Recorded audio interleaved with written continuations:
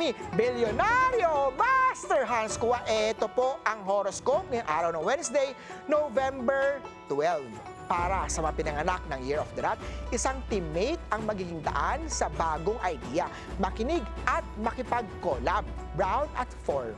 Ox naman tayo, kung may na-offend ka kahapon, ito ang araw para magpakumbaba at humingi ng sorry. Gray at 7. Kay Tiger naman tayo mapapansin na ang simpleng gesture mula sa partner. i-appreciate si partner. Blue at 6. Kay Rabbit naman tayo, huwag mong punuin ang araw ng meeting. Bigyan din ng time ang me time mo. White at 1. Drago naman tayo, may maliit na swerte kung makikinig sa kutob intuition mo. Green at 3. Kay Snake naman tayo, maayos ang flow ng trabaho kung ipaprioritize ang pinakamabigat na trabaho o task agad. Red at 8. Ito naman, care of the horsey, you have the opportunity to make someone smile today. Ngiti. Blue at 2.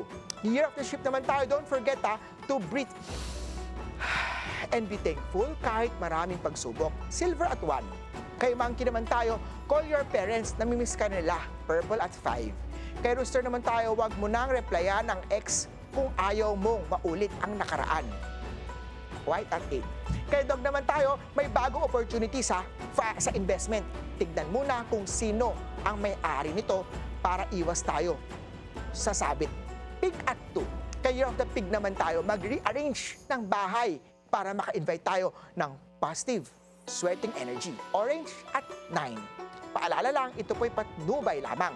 Ang tunay na swerte ay nagsisimula sa pagiging totoo. Abangan araw-araw ang horoscope of the day dito lang po sa Beautiful Day with me, Master Hans Kua.